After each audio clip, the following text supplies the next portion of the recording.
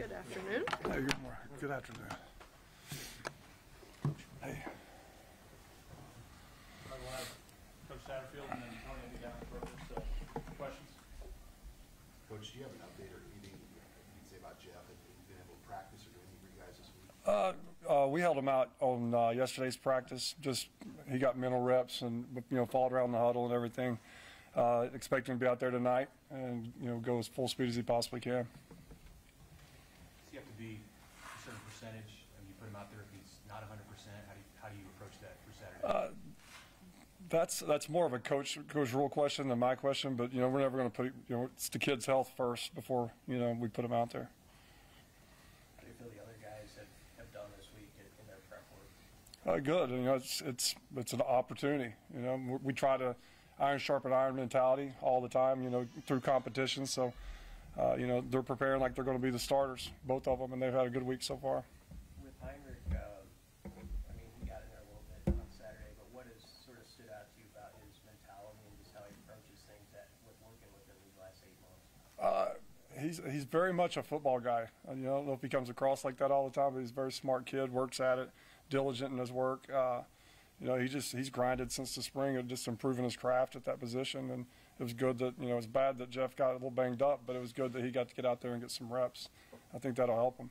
Before Jeff's injury, when did you get the sense of what was going on with him during the Colorado game? It's easy to say, well, just catch the snaps, but I think it goes back to what we talked about last week. Like, I've got to continue to do a better job coaching him.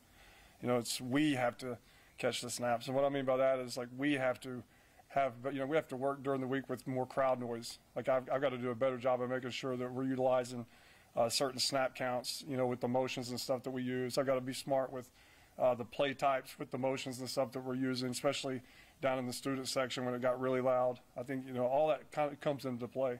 So I think, it was just one of those days where there was all kinds of factors of why the ball wasn't getting caught, from the shotgun alignment. And I think that, we'll improve on it, and I think, but it's all of us. It's not just Jeff. With Hartford, or with the situation with Chuba kind of battling something too at the same time as Jeff, does a guy like Longville have his reps ramp up, or how do you manage that situation with a guy like Longville? Yeah, Luke. Luke's one of our room favorites. We've adopted him, being a new kid this year, but he's done an excellent job, just from a development standpoint, from when he got here to where he is now. Like when he first got here, I would say we'd have to go find somebody else to go in the game. But I think that he's developed himself into, more than an adequate option if we needed him to go into the game and finish a game off for us. I feel like through 2 games you've found a few staples with this offense you really believe in. After 2 games, I'm very frustrated. With just the ball security, it kind of just takes hold of everything that you've done. We've done some really, really, really good things offensively, especially running the football, the quarterback run game. Guys are getting better each week, but it's clouded by the turnovers. And so we've got to fight. I don't know if I'm not answering your question, but we have to fight like hell to win the turnover margin and stop doing, we're not giving ourselves a chance to win. Playing great defense, playing great special teams, playing good offense. But when you turn the ball over like that, you have no shot. What have you thought in terms of, you mentioned play calling? There were a couple of third down calls late in the first half. You re-examine those, like allowing Jeff to kind of scramble on that one, or having him throw on 3rd and 12 with about 3 minutes left, only down 3-0? No, I don't have any second guessing about any of my calls on 3rd down. There was a couple early that, going into it, Coach and I discussed just, hey, we're backed up a little bit. Let's be smart. Let's get it completely. As Coach, you'll hear him say, like, let's get the ball in play and see if we can catch and run. So other than that, I'm good with all the calls that I had on 3rd down. Did the turnover issue crop up during the season, or was it something that was going on in August? No, it was. It's really just popped up in the last 2 weeks to where it's been to this magnitude, and just kind of really came to a head last week. But again, it's easy to say Jeff, it was all Jeff's fault. Like there's all kinds of factors in those, why he wasn't able to catch all those balls from under center with the motions and the snap timing and the having to go on the silent count and get the motion back there. So we've really worked at it. I hate to be reactionary. That sucks when you have to come in and be reactionary, but I think that we're we're off to a good start of making sure we remedy that. How do you feel about your running backs right now? And I mean, Anthony didn't really play Saturday. He guys and work his way back in. 100%. And, you know, he had a great day Sunday, great day yesterday. So, you know, he's going to keep working his way back into the alignment, you know, working his way back into the lineup. You know, he's very, very physical and gives us a lot of options back there. I'm pleased with the entire room. They've done a nice job. They've been productive. Gabe's been productive. You know, Ramirez's been productive. So they're off to a good start. Through a couple games, it's kind of been hard for you guys to get the ball to the wide receivers. What have you sort of seen on film as you examine what teams are doing to take some of these lead away? I think it's just a matter of, you know, last year here at Nebraska, they threw the ball to, you know, one or two guys. I think it's just guys learning how to, you know, have opportunities, learn how the responsibilities to get open. You know, I think that we improved a little bit last week. You know, Billy, at least we got the ball in Billy's hands last week, and I think we'll continue to improve this week. We know that in order to be a good offense, we can't just run the ball and run the quarterback.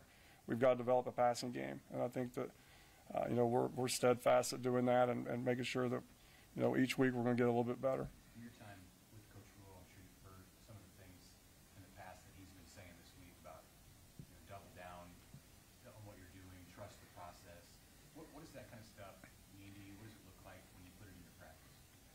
It means don't lose, like, don't be reactionary in a manner where you're going to change it. But we're going to do this differently now. Or, you know, you come in and you're like, you know, I know we've been repping these plays since the spring, but you know, we're changing our mind. These new plays are going to work. I know we met for, you know, 20 minutes last week, but let's meet for 60 this week. Like, all those little things. Like, our process is our process. We own our process. We learn, live, and defend the process. The guys that have been with Coach Roll, we're in our defend mode. Like, we've been doing this since 2010, 2011, 2012. And so, you know, with moments like this, we know it's going to come early when we start the whole, you know, the experience in year number one. And our thing has always been just double down on the process. Don't change it. You know, if something needs to be changed, we'll change it. But, you know, our process is our process. It's been proven. So we have to double down on it and just do it better. What message do you give some of these young receivers who really have an opportunity to play?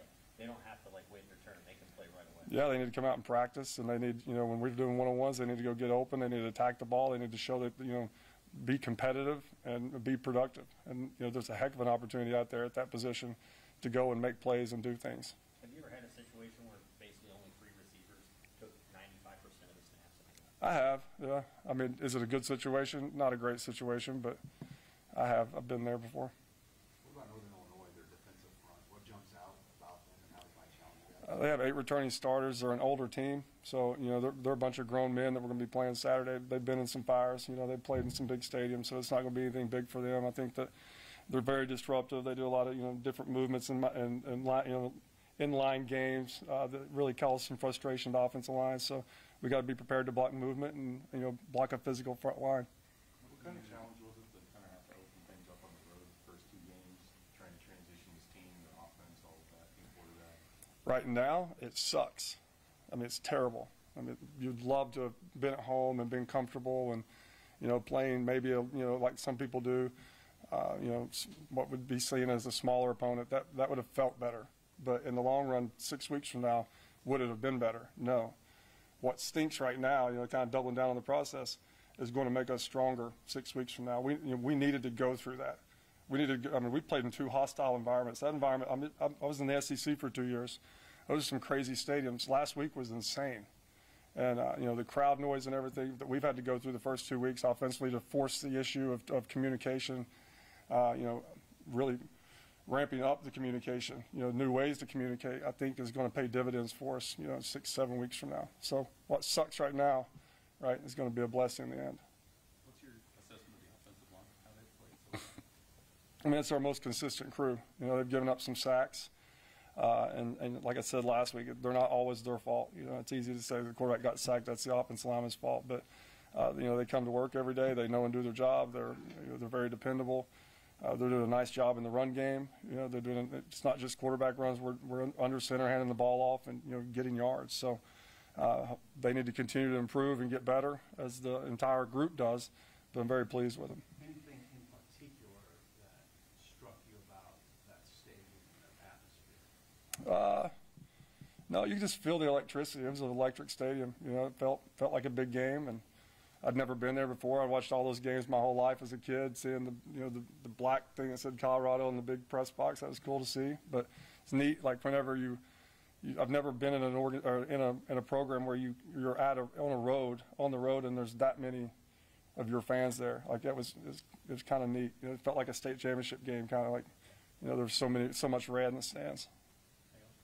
Hey, Coach Rule made a comment about going to this side of the stadium, and you and him walking by some photos and seeing some guy you guys didn't know who it was and thinking he was interesting. But he didn't unpack the whole story. But what do you think of like this stadium? It's the coolest thing, and like Coach Rule came in my office this morning, and it's been a grind the last 3 days, and it's not been a lot of fun for anybody, trying to work through all this stuff. And he opens the door and he's like, Sat, what's up? Good morning. He goes, woke up this morning. We're freaking coaching football at Memorial Stadium this weekend. How cool is that? And it is cool. And it's. I hope I never take it for granted. Just walking, through the halls and seeing the pictures, you can just feel the history, the tradition, and we got to honor that. And I'm going to go walk through there and just start, saying some prayers to the Nebraska Memorial Stadium football gods, just win the turnover margin. So it's a blessing to be here, and we love it. Thank you, guys.